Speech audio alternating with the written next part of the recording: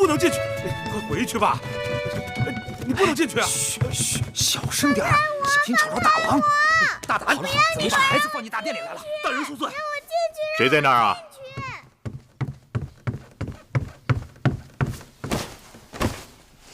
回禀大王，是个孩子。孩子怎么会到这儿来？小的失职，我这就把他赶开。哎，算了，让他进来吧。寡人倒是想看看，谁有这么大的胆子，敢闯寡人的大殿。是。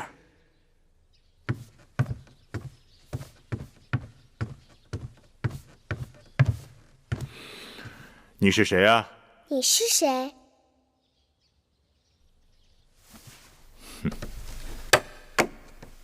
你猜猜。你是大王。那你是谁啊？你也猜猜。你一定是寡人的公主。可你是哪个公主呢？你知道的。寡人不知道。寡人有10几个公主呢。哼，这孩子气性挺大的。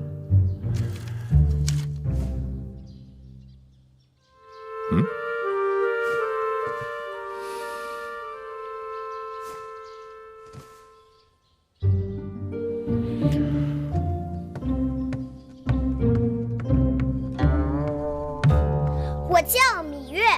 哦，还是你给我取的名字呢。哦，是你呀！寡人知道了，小霸星。没想到你都长得这么大了。我也想不到啊。你想不到什么？我原来以为你是一只大老虎。寡人怎么会是老虎呢？老虎是大王啊，你也是大王。好吧，就算寡人是只大老虎吧。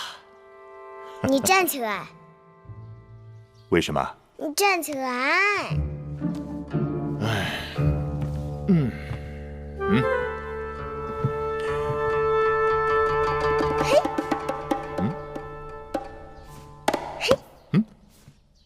你这是干什么？娘亲说过，老虎的屁股摸不得。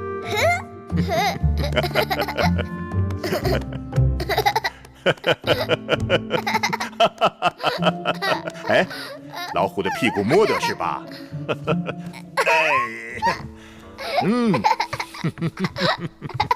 哎，你摸摸这儿，看老虎的脑袋是否摸得？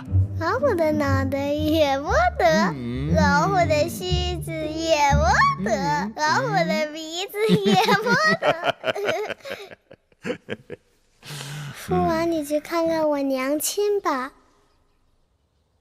你娘亲？她是相夫人。哦。她很想你的，日日都想。你怎么知道？因为她日日都站在门口，朝父王这里望啊望，就是不说话。可是寡人今晚已经答应去王后处用膳了。好吧，回去告诉你娘亲，寡人今晚就去。好，你要说话算数。好了，眼下寡人要忙政务了，你自己去玩吧。好。哎，等等等等，父王告诉你一个别人不知道的秘密，在大殿的后面有个偏门，以后你就从那里进出，不会有人阻拦你。好。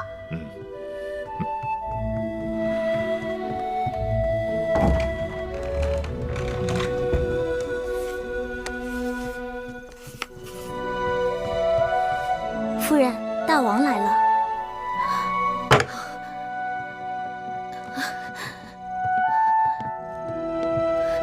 臣妾拜见大王。免礼。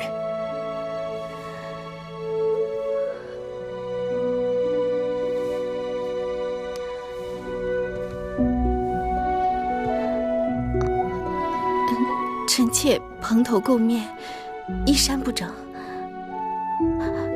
望大王恕罪。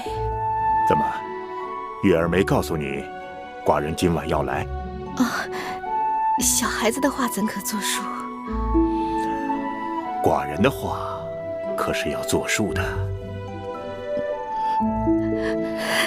你怎么哭了？臣妾高兴。过去，寡人冷落你了。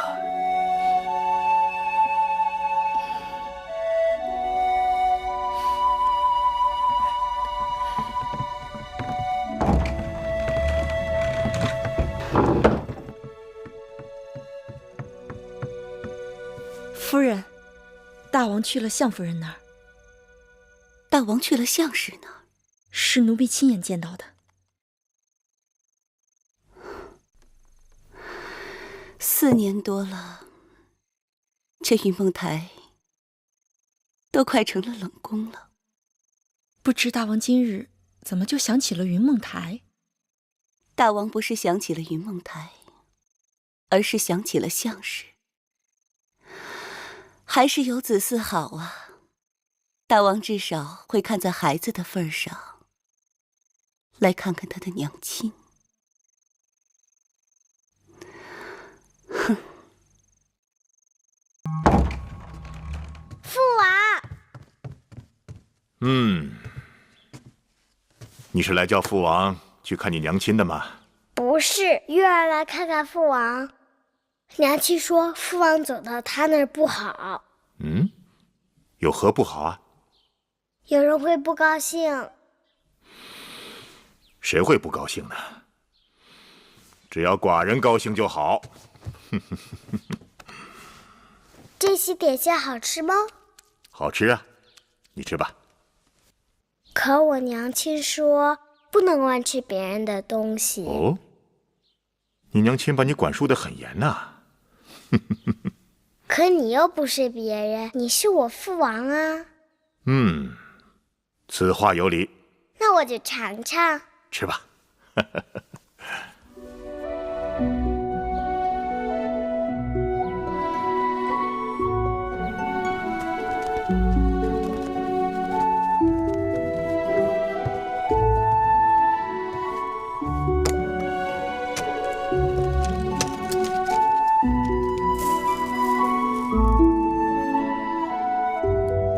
大王，小公主睡着了，我还是送她回宫吧。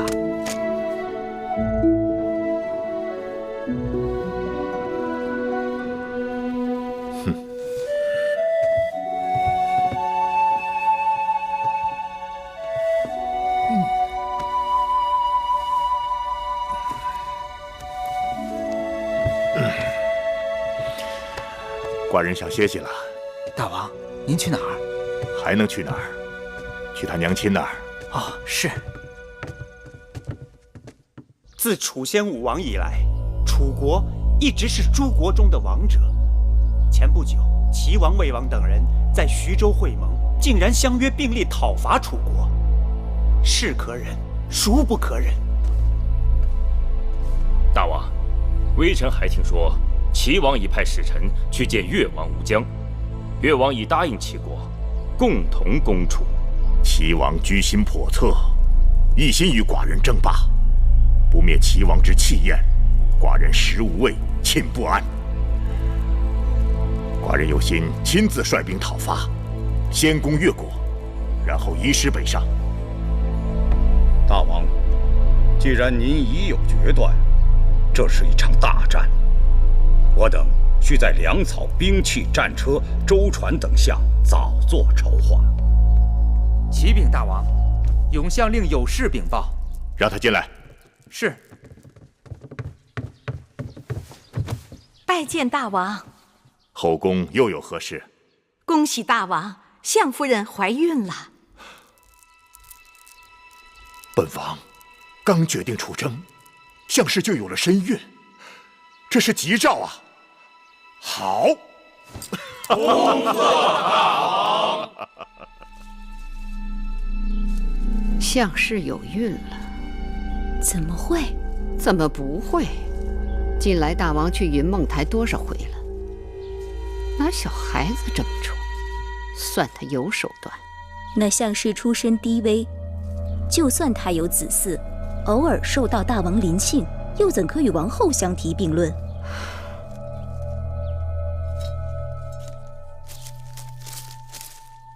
戴瑁，去告诉膳房，准备几样大王喜爱的点心，午后我跟舒儿给大王送过去。是。母后去，舒儿可不可以不去啊？舒儿为何不去？父王的脸好凶，舒儿怕。父王是大王，有王者之气，父王何尝对你凶过？舒儿就是不想去。闭嘴！你是嫡公主，畏畏缩缩，哪有点嫡公主的气度？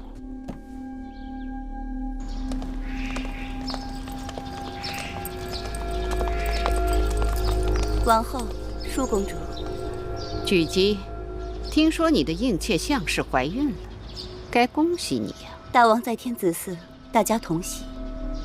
哦，大王已经下旨，项氏怀孕期间，一切事务由我来打理，以免劳烦王后和其他姐妹。那就有劳你了。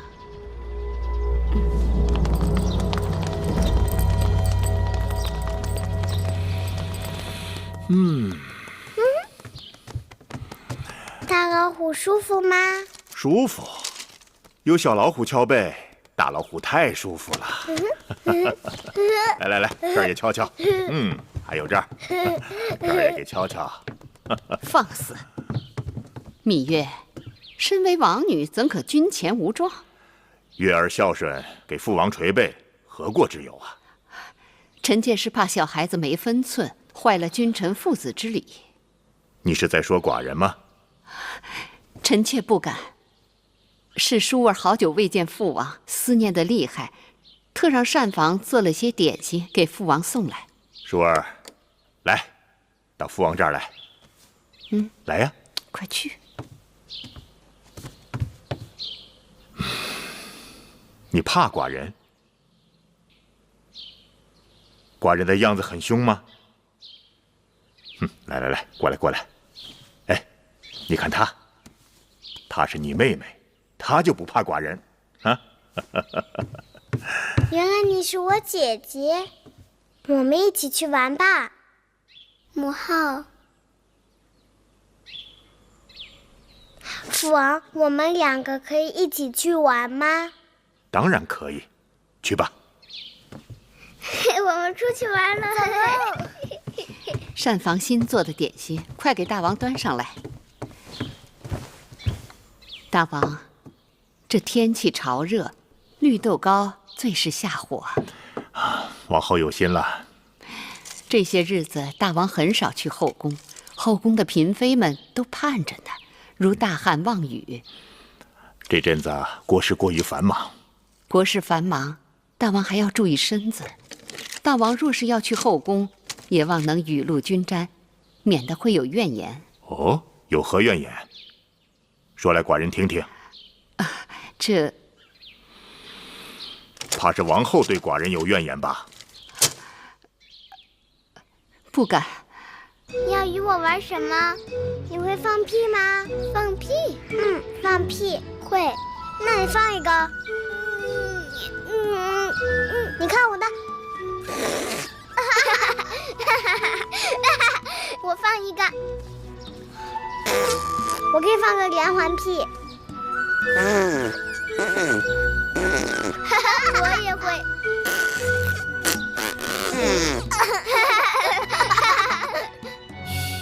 亏了母后不在，她若见了，定会说我们行为粗鄙、大发脾气的。母后为何生气？因为我是公主，应当言语得体。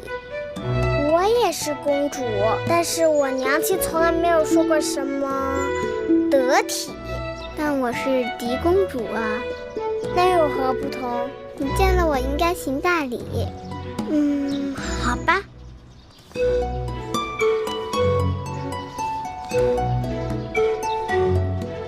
好了，我给你行礼了，你应该向我行礼。为什么？来而不往非礼也。那好。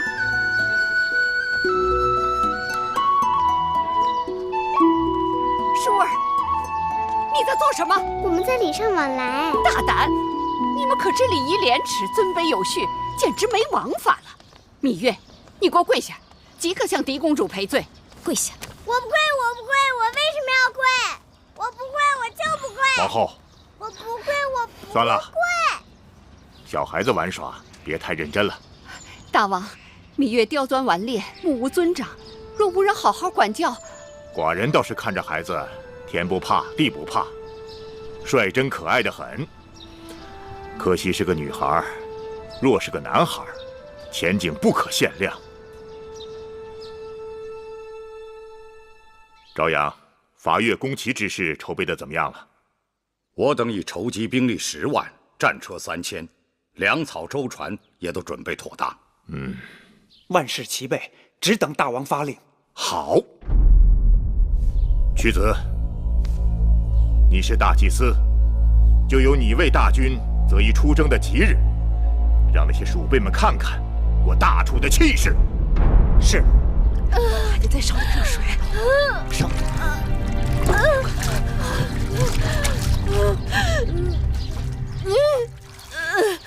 夫人用力，热水来了，快出来！放哪儿？快出来了！快，夫人，再使劲，已经露头了。我巾。见过大王。生了吗？孩子如何？恭喜大王，相夫人生了一位小公子。哦，哈哈哈哈！好，好，寡人明日就要出征，宫里又添了位小公子，吉兆。大王，何不给小公子赐名？起来吧。寡人戎马一生，小公子就取名为荣。今升相士为妃，赐章华台，赏锦缎100匹，华服10件。是。臣妾替相妃谢恩了。谢父王。哎呀，月儿，父王就要去打仗了，你在宫里要听娘亲的话，做父王喜欢的小老虎。好，月儿知道了。大王即将出征，还有何事要吩咐臣妾的？本王此次出征，少则1年，多则2载。太子监国，朝阳屈原辅佐。出征日久，后宫就全靠王后打理了。大王放心，臣妾竭尽全力，不辱使命。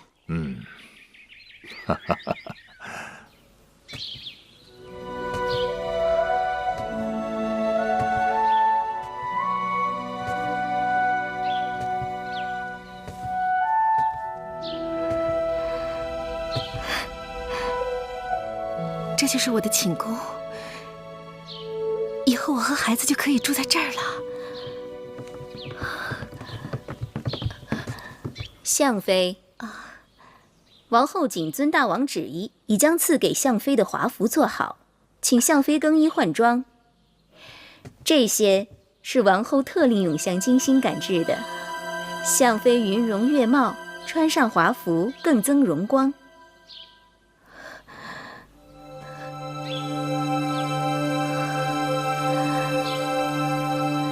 这衣裳如此的精美，我若穿戴它们，也许过于华贵了。戴帽服侍相妃更衣，这怎么好意思？我自己来就好。这是奴婢的职责。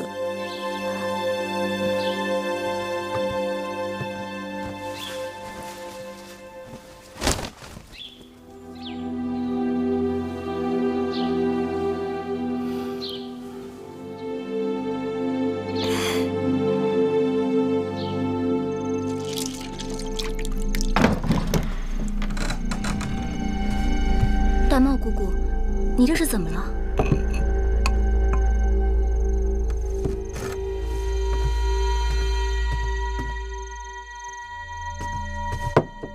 别碰！记住了，在这宫里，不该问的话别问，不该碰的东西别碰。是，姑姑。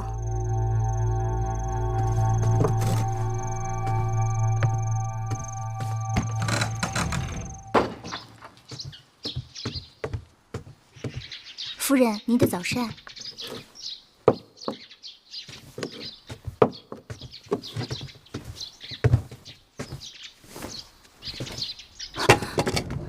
夫人，您的脖子……啊，我的脖子怎么了？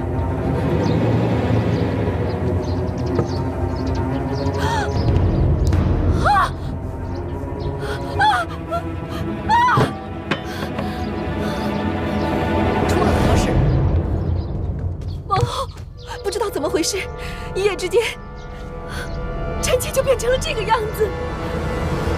这是恶疾，快，立刻封宫，带相妃出宫避疾。是，带走。不会的，王后，臣妾不是恶疾王后。王后，王后，臣妾不是恶疾。娘亲，娘亲，娘亲，娘亲，娘亲，求求你们！别送我出宫！求求你们了，别送我出宫，放我出去！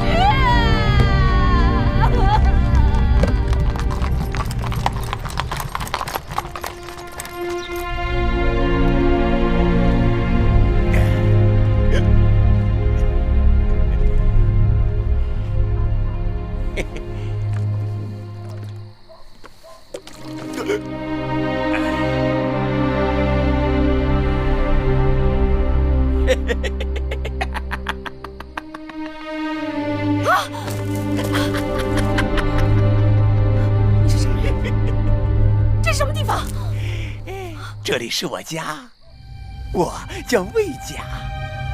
有人让我照顾你。你照顾我？我的侍从呢？侍女呢？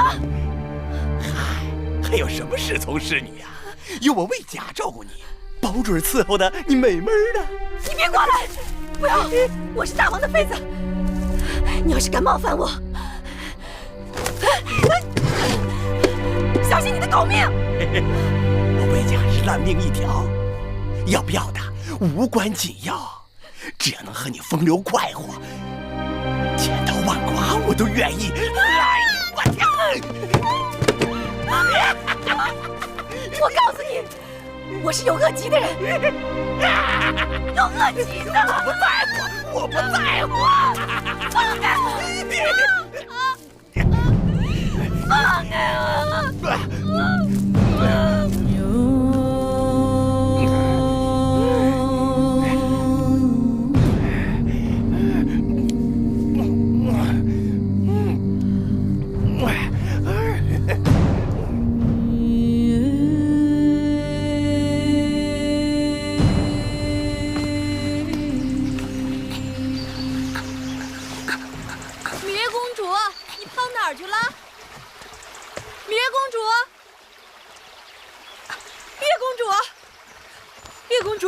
上树了呀，当心摔下来。树上多好啊，看得又远又凉快。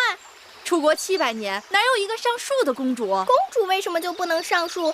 当公主就得傻呆呆地坐着，闷死了。什么话？小心一会儿又要挨板子。姑姑，你说宫里这么好，为什么小鸟都喜欢飞到宫墙外面去呢？外面天地大呀。所以当公主还不如一只小鸟。有什么好？好吧，你就在树上待着吧。蓉儿肚子饿了，奎姑要给蓉儿做好吃的点心去了。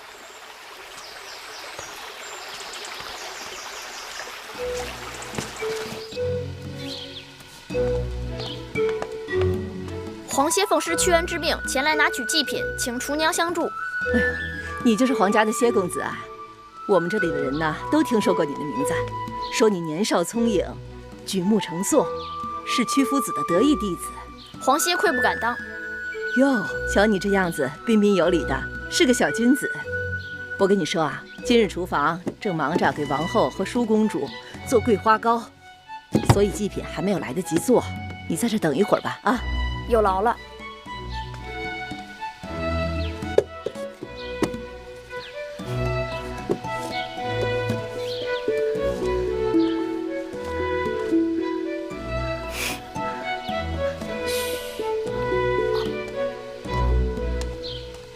怪怎么少了？不可能啊，我刚放的。你看，哎呦，你看我这记性。这事儿你可马虎不得啊，闹不好咱俩都得挨板子。是，您多担待。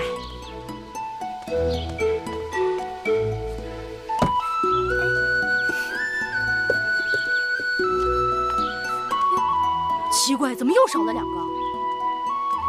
真是怪事儿！我刚刚明明放的呀。我也看见了。不对，闹鬼，肯定有鬼。大白天的闹什么鬼啊？有贼！哎，你给我出来！你小东西大白天装神弄鬼的啊！我就不信我抓不住你！过来！别碰坏了我的东西！我看你能跑到哪儿去！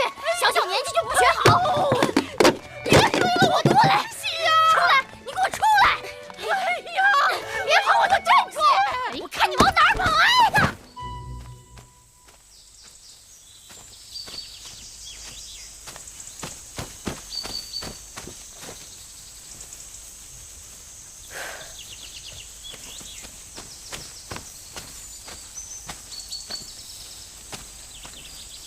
嘿，小贼！你才是小贼！这高本是我的东西，我这是自取。你什么意思？真是个呆子！宫里的东西都归大王，对不对？大王是我的父王，大王的东西要赐，会赐给谁？当然是赐给我了。所以宫里的东西也就是我的东西喽。说起来，你我从没见过面，却帮我，图什么？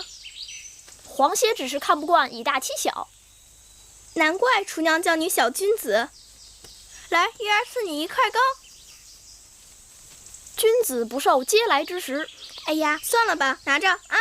不过你只有1块哦，剩下的是要留给我弟弟米荣的。这个糕真好吃。你说，你是公主？难道有假？倒也不是。大王的儿女很多，只是你的穿戴打扮也太破。实在是不太像，不像个公主。他们也是这样说的。谁？那些像公主的人呗。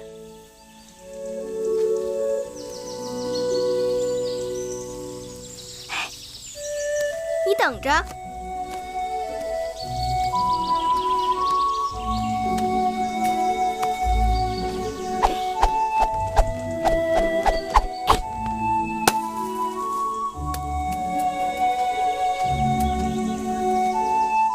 不像公主又怎么样？那些像公主的人，他们会吗？皇歇心服口服。行了，这个果子就送你了。哎，你这软鞭好灵巧，能让我看看吗？给。别人的软鞭呀，都抛不出石子，而你这软鞭真好，既能打远物，又能打近物，真稀罕。我在鞭子上啊加了个小兜兜，打近物时是鞭子，打远物时啊就是抛石索。记得呀，小时候有一首玉鞭歌：白马、玉鞭、金佩、银鞍。今日啊，才算真正的开了眼界。你要是欢喜，我教你怎么用软鞭吧。恭敬不如从命。看，鞭是一条绳，全靠缠得轻；拾鞭时要收回如虫，放出如龙。你试试。来，抡。哎呦，怎么老掉啊？熟能生巧，多练练你就会了。师傅在上，请受徒弟皇歇一拜。小君子，你有什么技艺可以教我吗？皇歇无能，但我有一个师傅，他可是天下第一、无所不能之人。真的？你若不信，等过几日我带你去见他。说话算数啊？当然算数。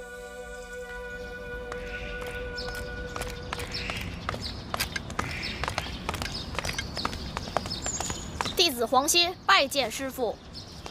弟子芈月拜见师傅。你是谁？我何曾收过你这个弟子？我是芈月，我的娘亲是向妃。既然你是天下无所不能之人，自然就是芈月的师傅。好伶俐的小嘴呀，芈月。我知道了，你就是当年宫中传说的那个小霸星。屈子说错了，月儿是月亮，不是星星。不管是星星还是月亮，都不是世间凡人。师傅，芈月想随弟子一起请师傅授业，不知师傅能否答应？不答应也得答应了。你没看见适才他都拜过师了。谢师傅。4、5、6、7、8、9。你想吃蜜饵吗？10。想啊。11。他们在玩投壶，只有蜜饵做赌注呢。你等着，我赢给你看。好。15。我也要玩投壶。咱不跟他玩。哼，怕输，不敢跟我玩吧？谁怕输啊？你呀。就算让你玩，你也赢不了。那咱们试试。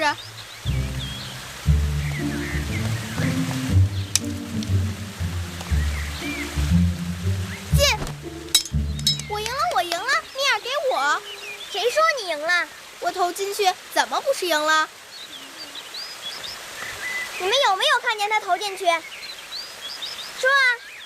你们谁看见他投进去了？我明明就是投进去了，你们看，这根还插在壶里了。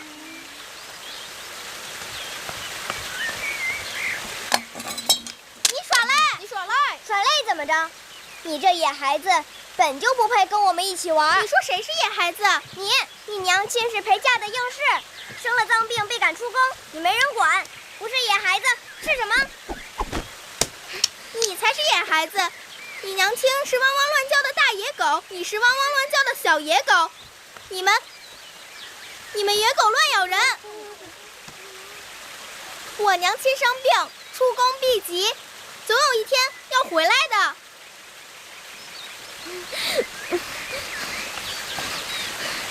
我母亲是齐国公主，大王的爱妃，你这个野蛮人竟敢打骂我，我去皇后那儿告你。哼！明明是你耍赖在先，你还恶人先告状。妹妹，你怎么为那个野蛮人说话？同是姐妹，谁是野蛮人？你说话要当心。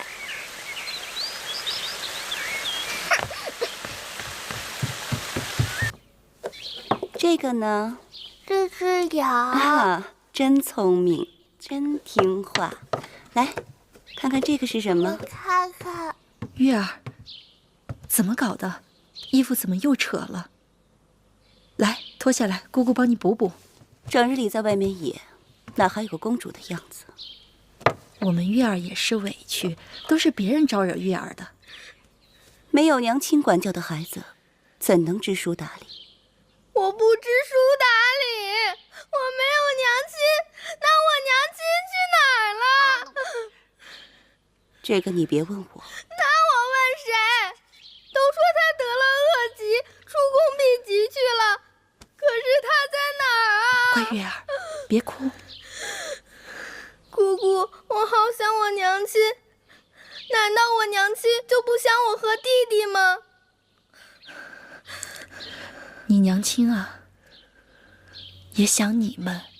那就带我去看看我娘亲，好不好？好不好啊？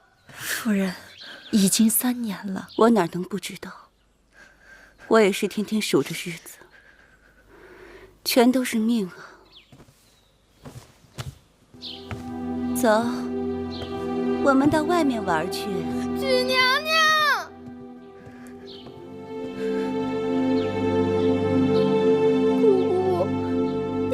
去见我娘亲好不好啊？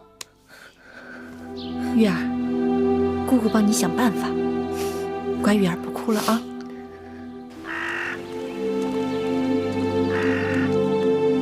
你行行好，行行好，给口饭吃。行行好。有人吗？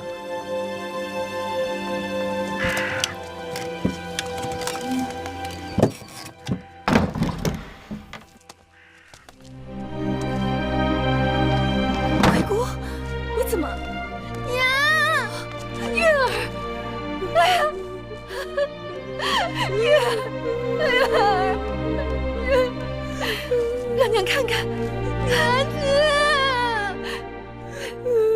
娘的月儿，娘亲，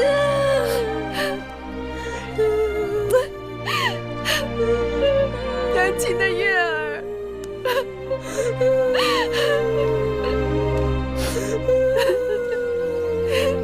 菊姬知道吗？菊姬其实是假装不知道。月儿日日想你，我看着实在不忍，就偷偷带她出来了。我和月儿也不敢多耽搁。贵姑，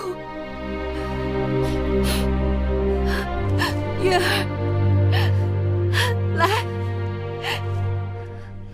让娘亲看看。几年不见，月儿长高了。娘亲，你的病好了吗？娘亲的病早就好了。娘亲，我们回家吧。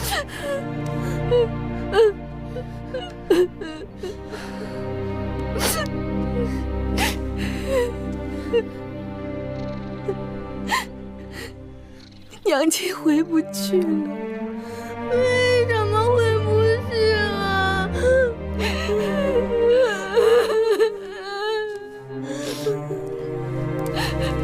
我和菊姬都知道你在这儿过得很艰难，为了孩子，再忍忍。若不是你们接济，我和小冉怕早就死了。这2日小冉又生病了，我正愁没钱给她看病。丧气的女人！自从你进了我魏家的门，老子就没好过。赌一次输一次，看我怎么打你！你是找打呀你？饭我即刻去做。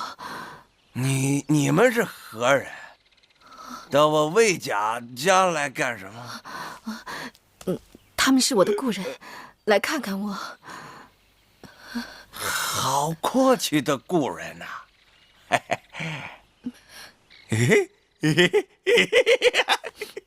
姐姐真好，手头刚输光了，就有故人送钱来了。我跟你说过，小冉这些日子生病了，这些钱是拿来给小冉看病用的，你不能动。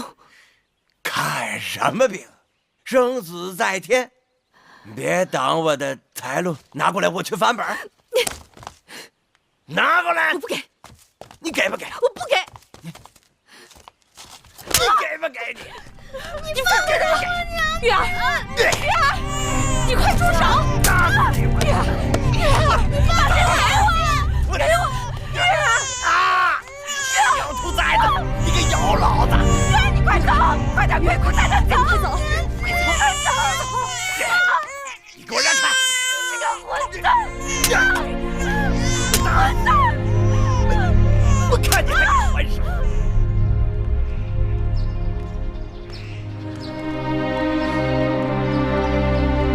战报！战报！徐州之战大捷！战报！战报！大王要班师回宫了！战报！战报！大王要班师回宫了！战报！战报！大王要班师回宫了！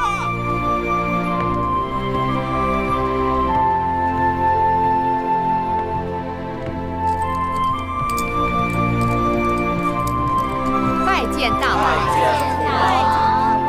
恭喜大王得胜！起来吧。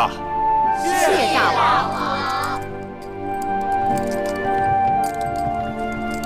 寡人出征3年，宫中全靠你来打理，你也辛苦了。大王，这都是臣妾分内的事。臣妾听说大王收复越国，转战齐国，大小之战数十次，3次受伤，心如火焚。沙场刀剑无情，受点伤，稀松小事。一晃3年，寡人见自己的孩儿都长大了不少啊。可不是，大王不在的时候，宫里的大事小情全由太子定夺。经过这次历练，朝阳和屈子都说太子脱胎换骨，可以独当一面了。玉不琢不成器，记得寡人出征时，月美人刚好有孕，项氏则给寡人生了个公子。两个孩儿现在如何呀？月美人生了一个公主，孩子已经2岁多了。孩子生得乖巧可爱，一看就是个美人胚子。举鸡携米容，向大王请安。快快，起来，蓉儿，过来，到父王这儿来。来呀，快过去。让父王好好看看。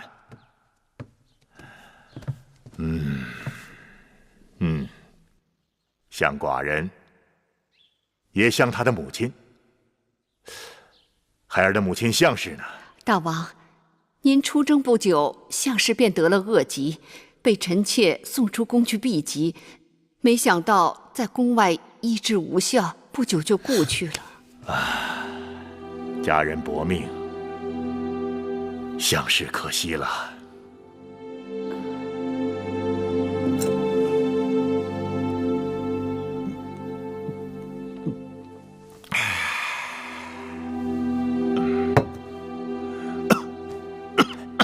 大王，龙体要紧呐。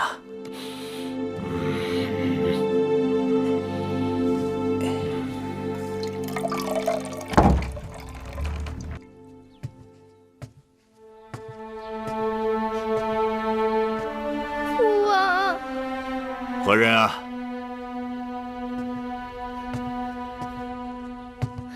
我是月儿。月儿。寡人的小老虎，来，让父王好好看看。几年功夫，月儿已经长得这么高了。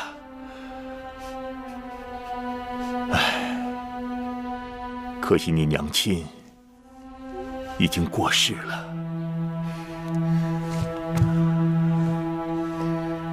禀报父王，我娘亲还在世。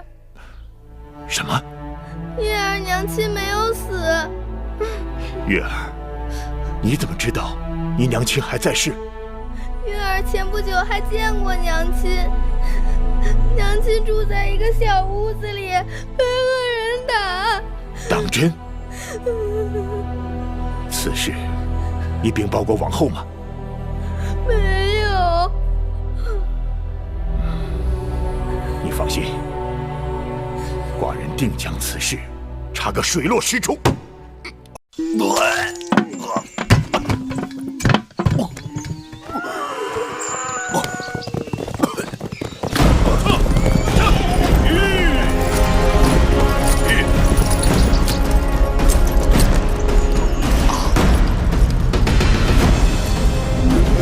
项飞何在此处？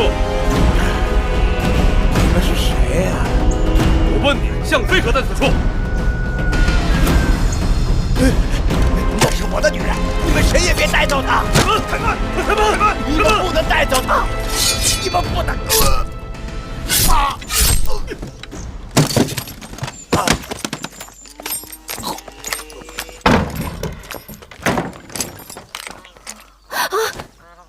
你们要干什么？大王有令，恭迎项飞回宫。什么？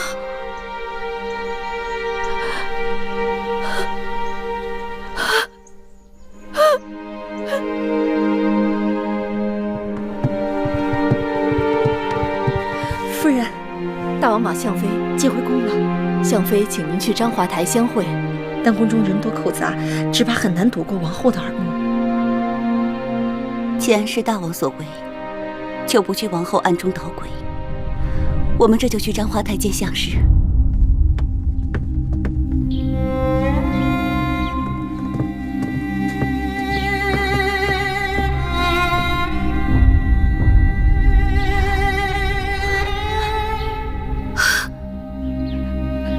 姐姐，姐姐，应女项氏拜见举姬。快起来，快起来！大王早已封你为妃，你怎可拜我？大王虽已封我为妃，但我自知身为应女，原本卑微。且姐姐一直待我亲如姐妹。这几年，若不是姐姐将月儿、蓉儿视为己出，还不知道这2个孩儿会怎样。姐姐的大恩大德，理当受我一拜。姐姐与我恩重如山，我愿意以命相报。你我情谊，哪是姐妹可比的？当年你被人陷害出宫，谁曾想今受如此凌辱？姐姐不要难过。离宫的这几年，我无数次的想到要死，可又心有不甘。一来，我放不下我这3个孩子；二来，大仇未报。可曾见过大王？尚未。不过大王已经捎来话了，说傍晚时分会到簪花台来会见。如今有大王替你做主，你总算是苦尽甘来了。你和月儿还有蓉儿重获荣宠，也应是水到渠成。唉，怕是也未见得。我现在虽已回宫，可是这后宫还是王后的天下，只怕大王不能长久的庇佑我和我的孩子。大王苦心许你，自然是前情难忘。大王虽前情难忘，可我已遭遇不测，身子被人玷污。眼下最难办的，就是这个孩子。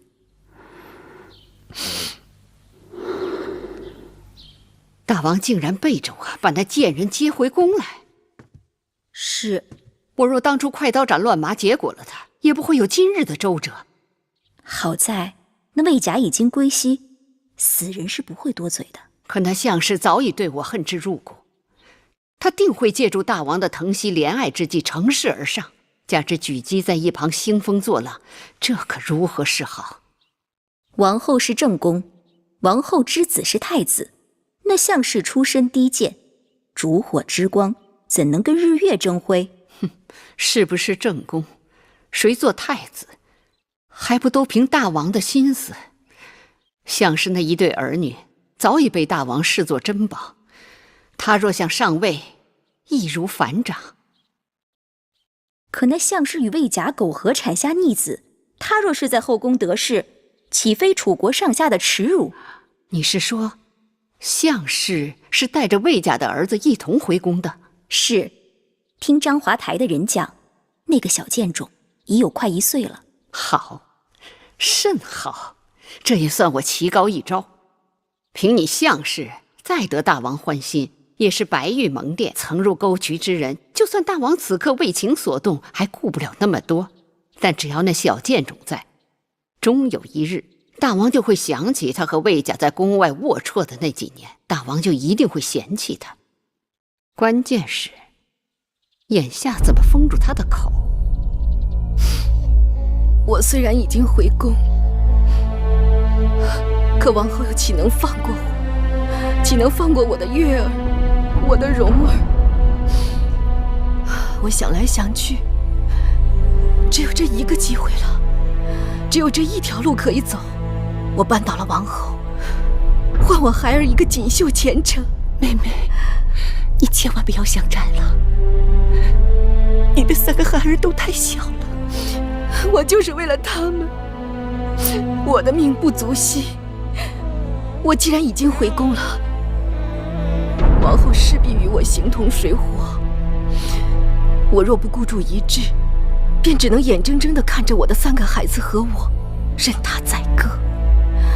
姐姐，在我和王后了断之前，我若能与我的月儿和蓉儿见上最后一面，就死而无憾了。妹妹，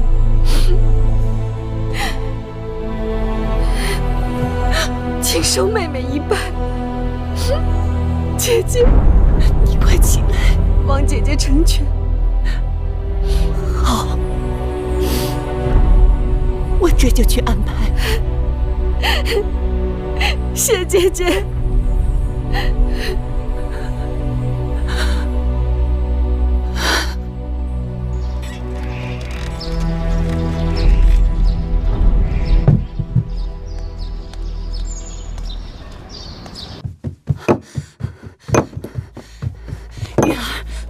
快跟我走！举娘娘，我们去哪儿啊？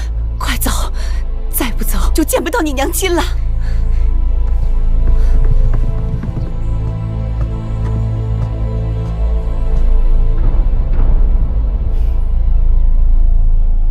王后来了。向妃放肆，为何不起身施礼？妹妹大难不死，真是有福之人。看妹妹容颜憔悴，定是吃了不少苦头。大王心疼你，姐姐更是心疼。将东西给向妃呈上。是。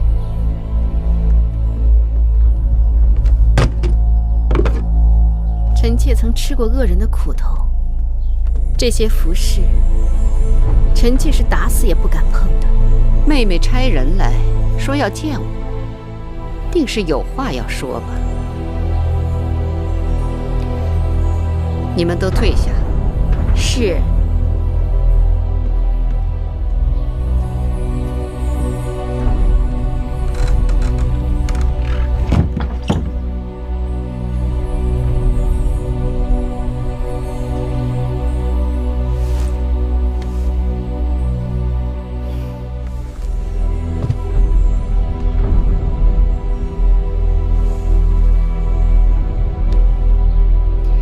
妹妹，你这是？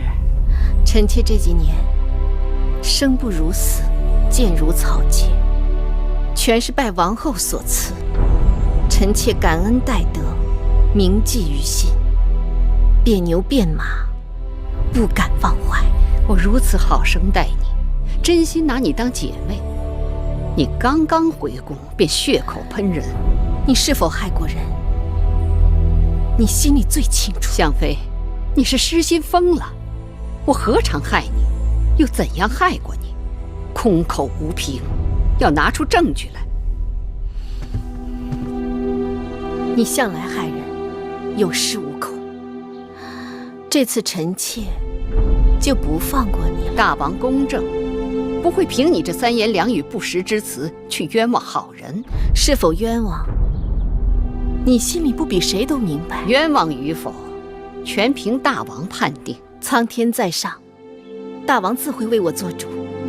好啊，但要拿出证据来。你说我没有证据？我断定你没有证据。就算我此刻没有证据，很快就会有了。真是笑话。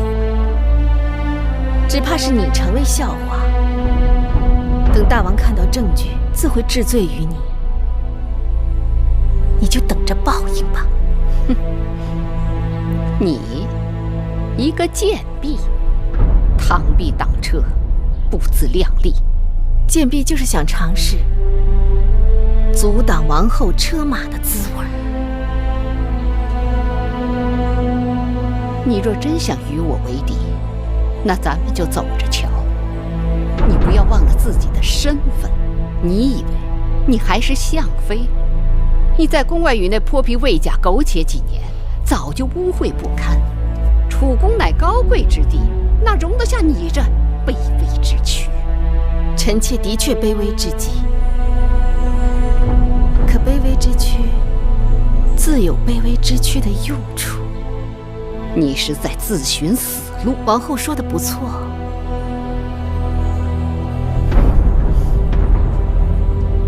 王后慢走，臣妾不送。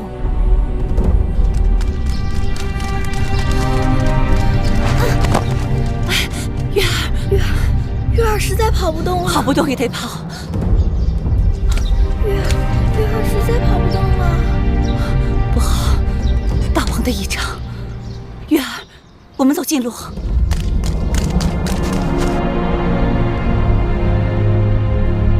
月儿呢？蓉儿呢？来不及了，大王的仪仗已经到宫外了，夫人不能再犹豫了。我知道，把酒放这儿吧。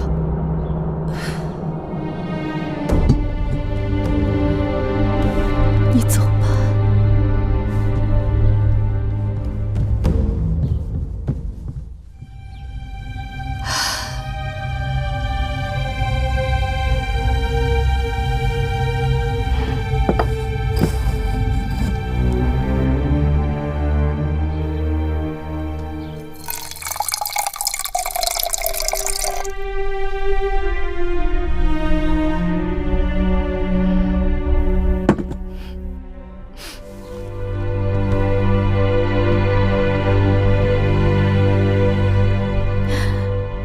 儿，蓉儿，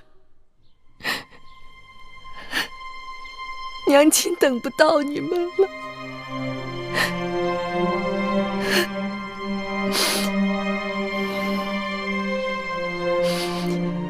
记得要让你们的父王为娘亲做主。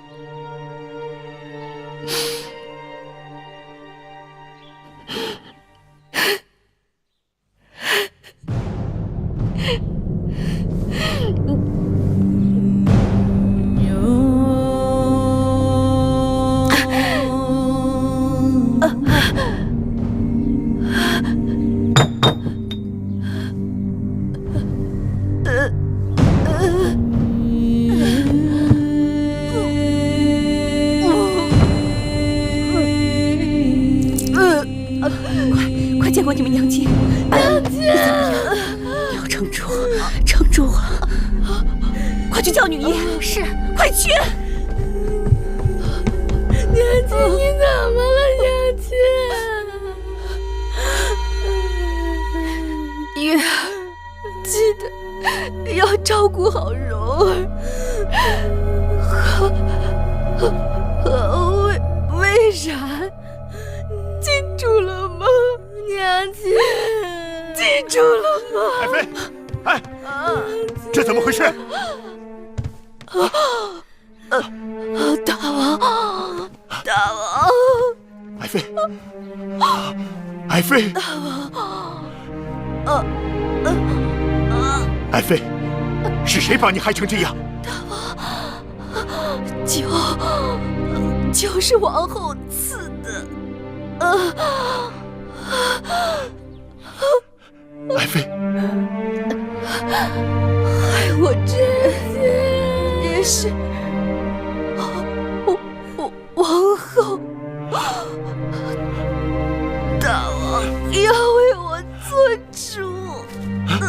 爱妃，爱妃，娘亲，爱妃，娘亲。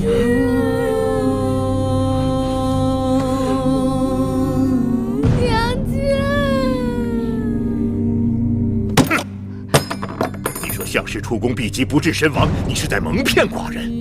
我再问你一次，项氏究竟是如何死的？臣妾实在不知，臣妾定会派人查清项妃的死因。不必麻烦了，拿上来。这可是你高堂台的酒具，这踏金酒具可是王后专用的，怎么会出现在章华台呢？大王，酒具是臣妾的。但并非是臣妾刻不离身之物，定是有人窃取来诬陷臣妾的。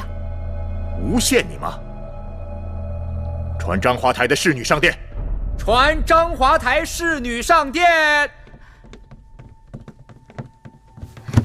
拜见大王。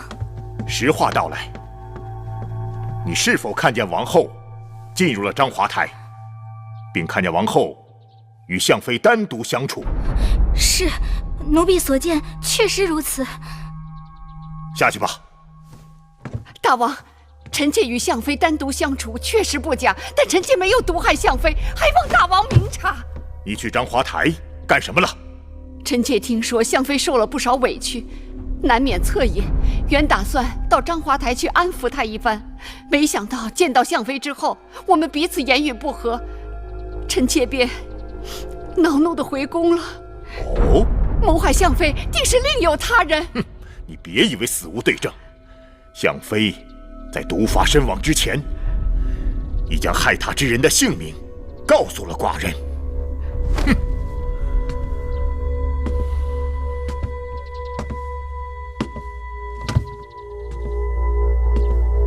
是王后。大王，项妃定是受人指使，在诬陷臣妾。闭嘴！人之将死，其言也善；鸟之将死，其鸣也哀。更何况项氏性情纯良，可正因如此，才屡遭暗算，丢了性命。而你却说他诬陷你，大王，大王息怒！大王，大王息怒！大王，你旧伤未愈，万万不可动怒啊！滚开！你做出这样的事来，让寡人如何不怒？大王，不必多说，你我已经走到头了。大王，你出去，回你的高堂台去，别让寡人再看到你。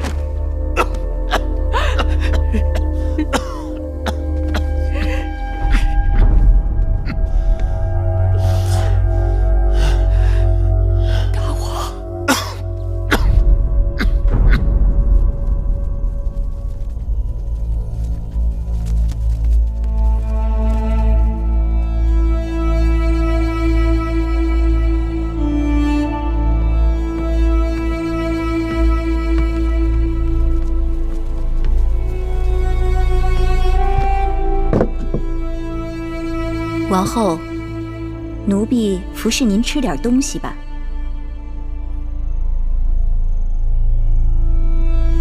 王后，这粥啊是奴婢让膳房。王后当心，当心！7年前你就该叫我当心了，当心那贱人项氏和毒妇狙击。王后不必过于烦恼，终会有解决困顿的办法。糊涂，项氏已死。无论是不是我下手，我都脱不了干系，更何况我失去了大王的信任。这20多年来，我战战兢兢，如履薄冰，从未有个大的差池。如今我一步走错，全盘皆输。他们想用那项氏的烂命换我的命，我若倒下了，下一步就是太子了。王后，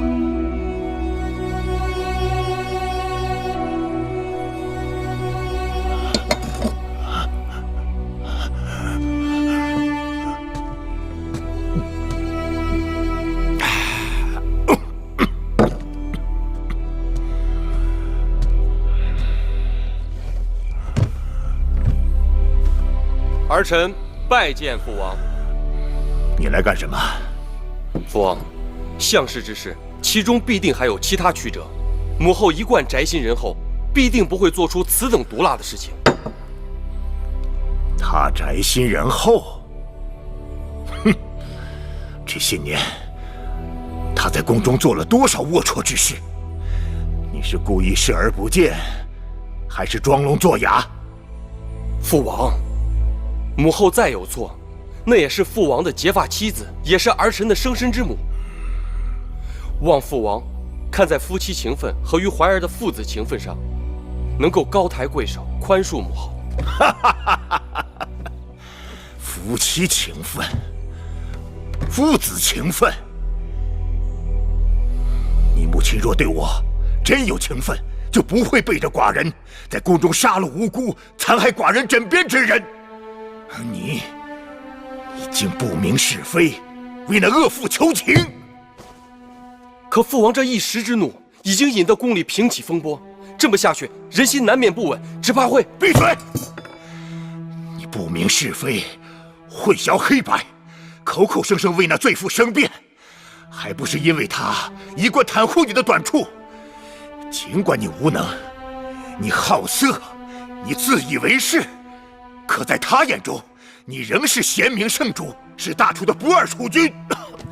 大王保重龙体。你即刻给寡人从这儿滚出去！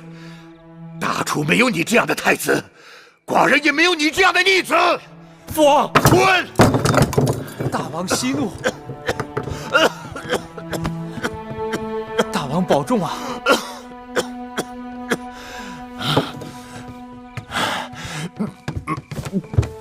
大王的龙体无妨，寡人只是一时气滞。你这是？哦，魏国使臣送来了一份国书。放这儿吧。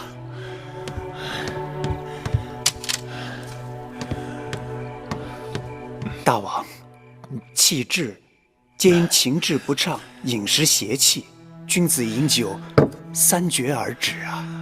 王后忤逆，太子不成器。这大楚若是交到他们手里，必会被他们败掉。家门不幸，寡人何以解忧？大王，难道打算废后废太子。此事重大，干系国本，大王还需慎重啊！这儿没你的事了，你下去吧。大王。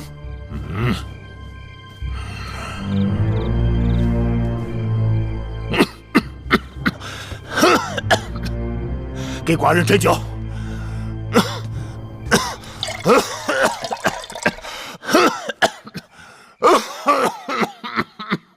娘亲被人害死了。你们不要伤心，你们已经跟你们娘亲告过别了。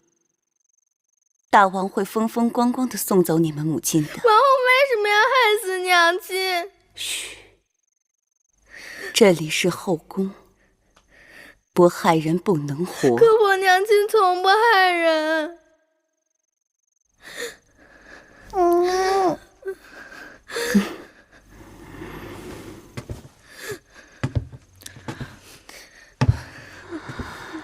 蓉儿，我的好孩儿，过不了几天，你那个没用的哥哥米怀就会被赶下太子之位。大王对你另眼相待，说不定哪天会立你为太子，你就是未来的大王，这是你们应得的。我们终于等到这一天了。何为连城之家？就是指你们母亲的性命。我只想要我娘亲活着。不许说傻话，你们娘亲死得值得。月儿，以后你想干什么就干什么，去爬树，去捉鱼，去挖蚯蚓，我看他们谁还敢笑你。他们巴结奉承还来不及呢。为什么娘亲要死？娘亲不死，我也可以去爬树、抓鱼、挖蚯蚓。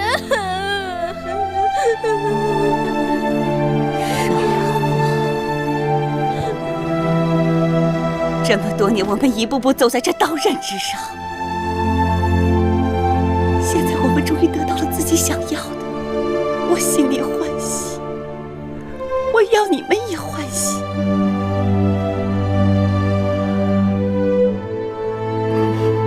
当明日的太阳再照到这宫殿之上之时，这一切就都改变了。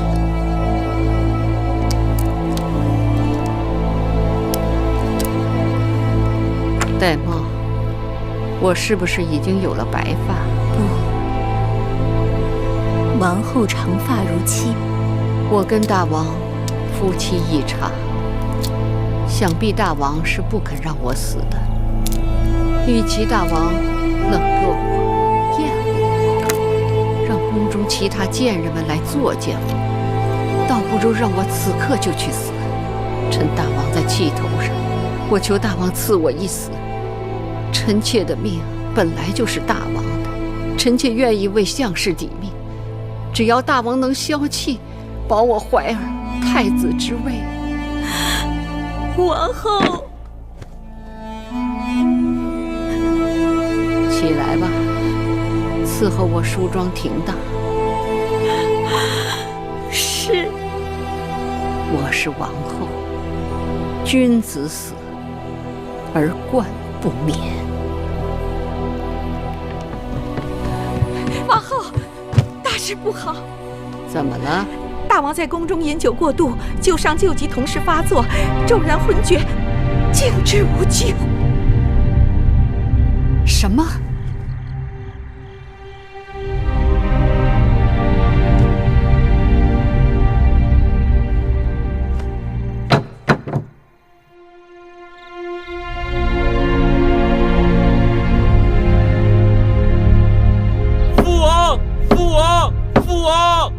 注目盖棺！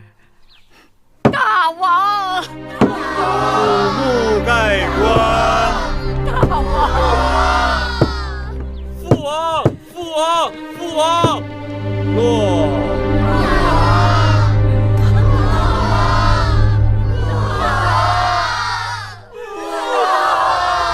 楚王李商突然病逝，举国哀悼。在楚王米商任内，楚国国力达到顶峰，领土最广，国力最大，武力最强。米商死后，谥号为楚威王。太子米怀继位为楚王，史称楚怀王。众卿免礼。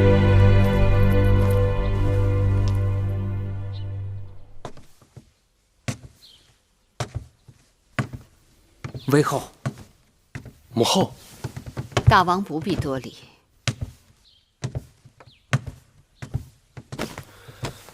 不知母后来找寡人所为何事？欲求大王一事。母后尽管讲，不论什么事情，寡人都答应你。先王一去，必定寂寞。我求大王应允，让我随先王陪葬。什么？这万万不可，绝对不行。我去意已决。这是何苦呢？寡人知道，母后跟父王间谍情深，只因太过悲伤，方生此念。可是大王去了那边，路途必定清冷。母后放心，寡人已令晋上拟了陪葬名单，必定不会使父王寂寞。陪葬名单在哪里？我看看。母后请看。除此之外，还有300名奴隶、300名侍女随先王一起殉葬。倒也罢了，再添2人。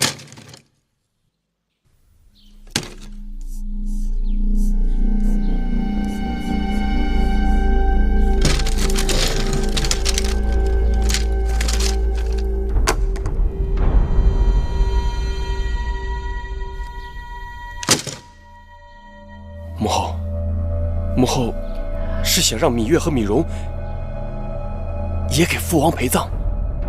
他们年纪尚小，况且是寡人的王弟王妹。我何尝不知？可是昨夜你父王给我托梦，说他非常惦记芈月、芈容，他想带他们一同去。我怎能违逆先王这最后的要求？芈月、芈容是先王在世时最疼爱的公子和公主，先王有此要求，亦不为过。既然母后如此说，那寡人照办就是。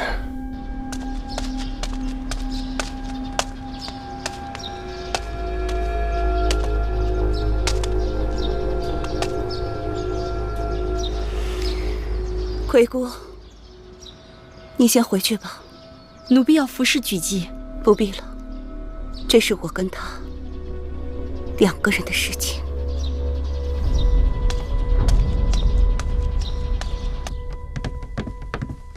威后，妾身拜见王后。夫人应该说威后才是。是啊，先王的谥号是威王，如今你是大王的母后，本该在称呼前加上先王的谥号才是。妾身拜见威后。一个女人终于熬到自己称呼前面加上了丈夫的谥号，此生再也没有人压在我头上，再也不用跟人争宠，不必担心失宠，更不必担心有人对我和我儿女的算计，这是何等的痛快！威后所言甚是，你赢了。凭你，也配跟我论输赢？即便如此，妾身仍有一事不明。说，你要取项氏一双儿女的性命，便有了先王托梦要芈月、芈容殉葬之说。妾身不明，你那么恨我，更应该让我先死，又为何偏要留我性命？如此愚钝，还来跟我争斗？如今宫中谁是大王？芈怀。没错，我生的芈怀，让你死如同踩死一只蚂蚁。可惜宫中向来都是死比生容易，我要留下你，让你生不如死，是件极其有趣的事。我让你看着芈月、芈蓉去死，看着自己苦心积虑经营多年的希望被带到陵墓中去。我要让你在宫中好好活着，之后的每一日都会成为你漫长痛苦的折磨。让你死？不，那太便宜你了。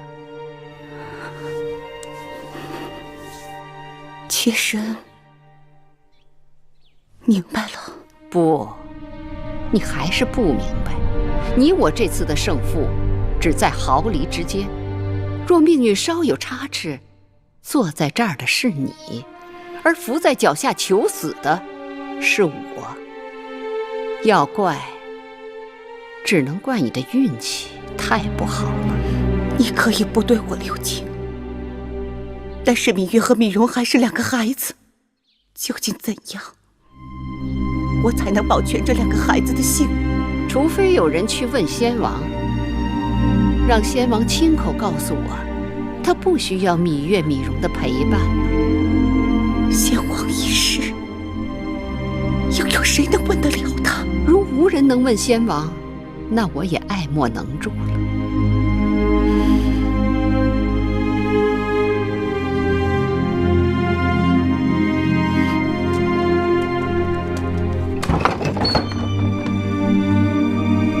夫人，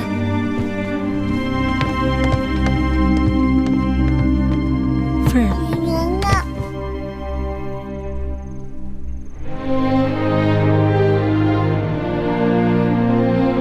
放开我！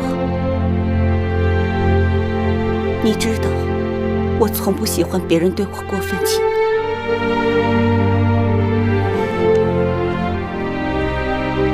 韦后说了，除非有人去问先王，先王不要你们陪伴，你们方能不死。这怎么可能？我和弟弟真的要去陪葬吗？的确如此，我不想骗你们，骗也无用。狙击已经无能为力了。夫人，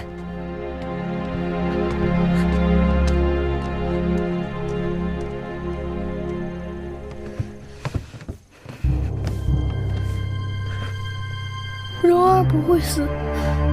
哥哥，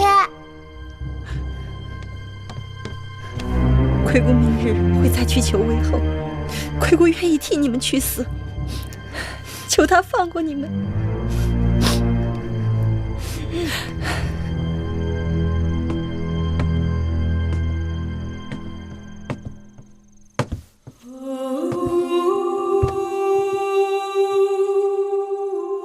我乏了，有什么话明日再说吧。芈月拜谢举娘娘养育之恩。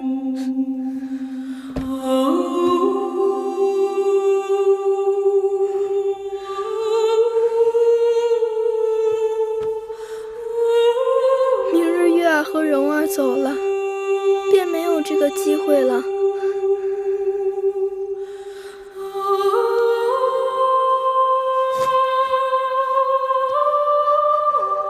这是芈月心爱之物，今后再也无用，留给举娘娘做个念想。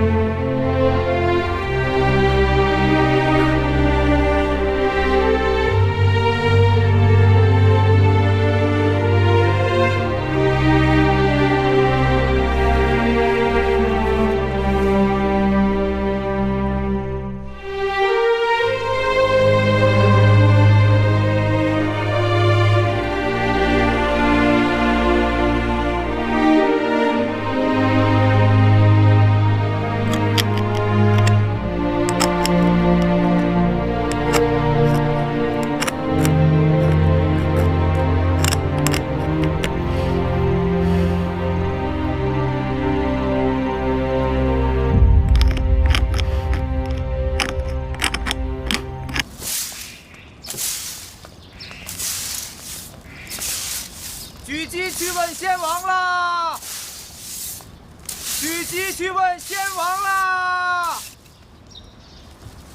举鸡去问先王了，这是如何问法？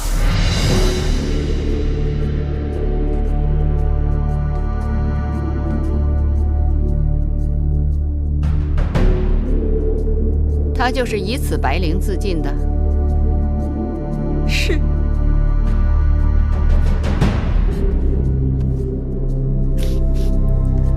背后你看，这绫上还有字。妾去问先王，遇见芈月、芈容否？还真去问先王。哼，先王会有答复吗？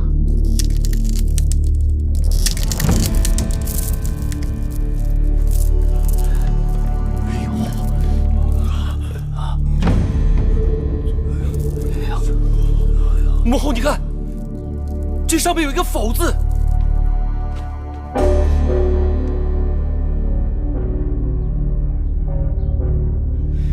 先王显灵了！先王显灵了！先王显灵了！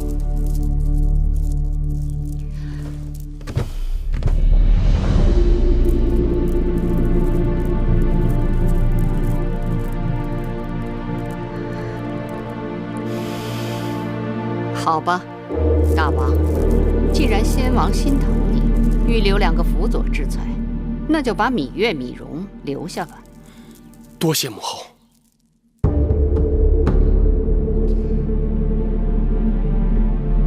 你真行。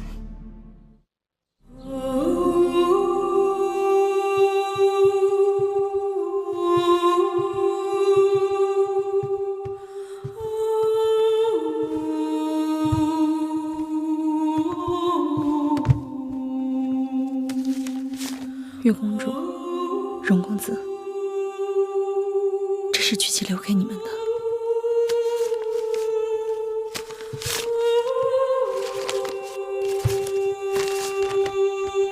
月儿，蓉儿，我去见先王了，不必为我伤悲。韦后说的对，没有了你们，我便没有了希望。日后我每活一日，都是严酷的刑罚。有一件事我必须要告诉你们，尽管我曾经把你们姐弟2人当作我与韦后争斗的筹码，可终究我还是把你们当做了自己的儿女。娘娘。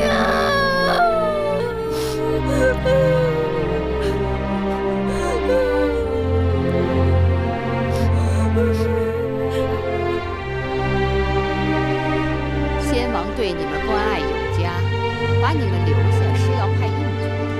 自今日起，你们到先王的陵墓去守灵，在那里好好报答先王吧。微后，芈音来了。哪个芈音？齐妃的女儿。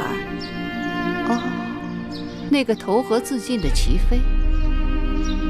她为什么投河来着？微后您忘了，齐妃是齐国公主。徐州之战，先王打败齐国，齐王愤恨不已，写信责怪齐妹不为母国说话，齐妃羞愧难当，这才投河自尽的。留下那个孩子，也是可怜。你等退下，即刻离宫，不可耽搁。是。月儿、蓉儿，我们走吧。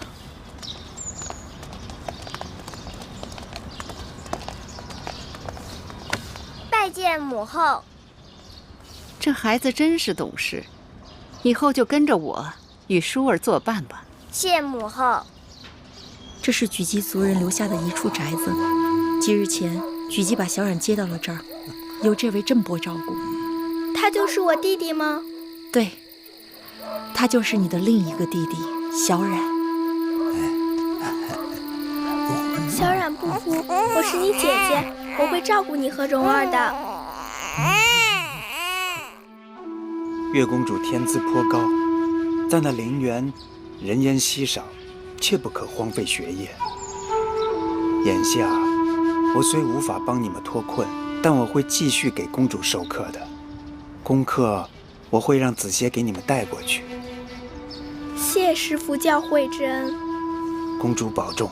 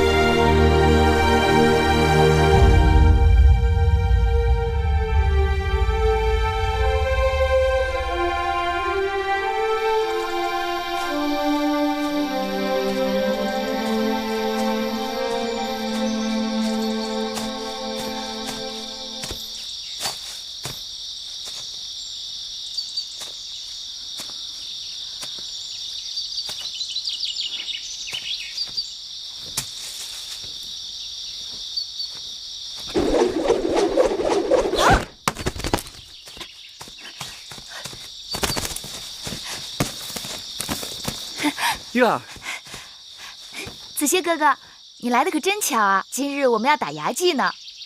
你怎么自己出来狩猎了？是不是内府的人克扣你们东西？稻米、葛麻倒是还按时送来，就是肉食初一、15才有。蓉儿嘴馋的不行。你本该锦衣玉食，却在这粗茶淡饭，还要自己狩猎。锦缎有什么好的呀？一爬树就撕破了，还不如葛衣耐磨。对了，今日你给我带来什么了？我给你带了周礼，一共6篇，这是天官种载篇。每10日我给你带一卷，之后我就还给夫子，再给你换下一卷。子歇哥哥，你整日给太子做伴读，变得这么懒，我早就告诉过你吧，让你多给我带些书简来，你就是不肯多带。读书百遍，其义自现，不可图快。不许你教训我！好，我不教训月儿，只可惜在这陵园之中为先王狩猎，礼乐书数预设着流仪，除了书跟数有点微末之技，我可以教你外，其他的都学不了。谁说的？我软鞭百发百中，学会了骑马，魁姑还教我弹箜篌、吹排箫。眼下我已经开始学3礼了。你说的那些不过是皮毛，算不得正式六艺。礼不是书，不是谁学会了背书就能了解的。居一气，养一体，只有从小生活在宫里，经过各种的朝圣祭礼，才知道礼是什么。乐是要用耳朵来听，魁姑毕竟只是个女婢，她能教你的只是小技，像云门、大弦、大勺、大夏、大户、大舞这6乐和几百人的那种大舞，你没看过听过，用竹简是学不到的。真烦！你说了这么多，就是想告诉我宫里如何好，这里如何不好，可我偏觉得这里好。嘿，让我来看看这匹宫里来的好马跑得有多快！驾！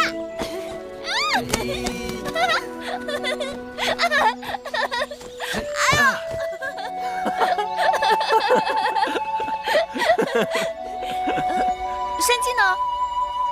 山鸡不是在那儿吗？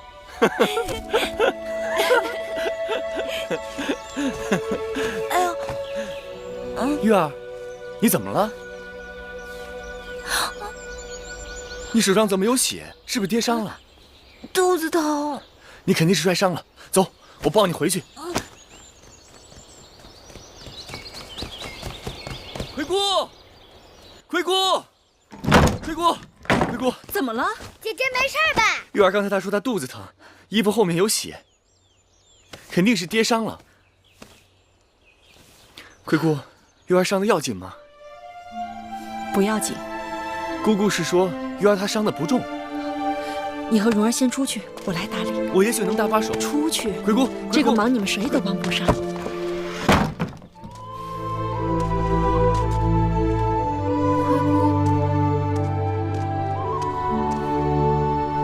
我没有跌伤，就是肚子疼，在流血。我是不是要死了？玉儿长大了，要做女人了。不，姑姑诓人。姑姑何曾诓过月儿？姑姑就是诓人。月儿不要做女人，月儿要当男人。做女人有什么不好？就是不好。宫中有那么多女人，就围着父王一个人转。娘亲就是女人，只能日日站在门口傻等。我不要做女人。这事儿啊，由不得月儿，也由不得姑姑，是少司命早就安排好的。就不能改变吗？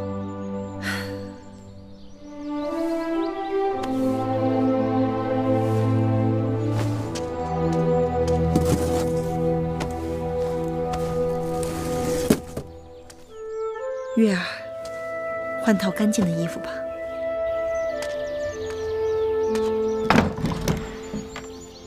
月儿，姐姐。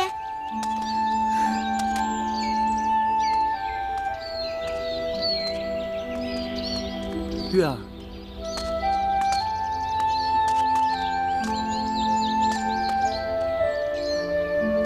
月儿，魁姑给你疗伤了吗？月儿，你哭什么？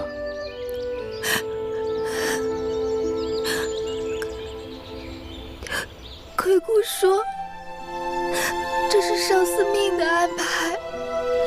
少司命。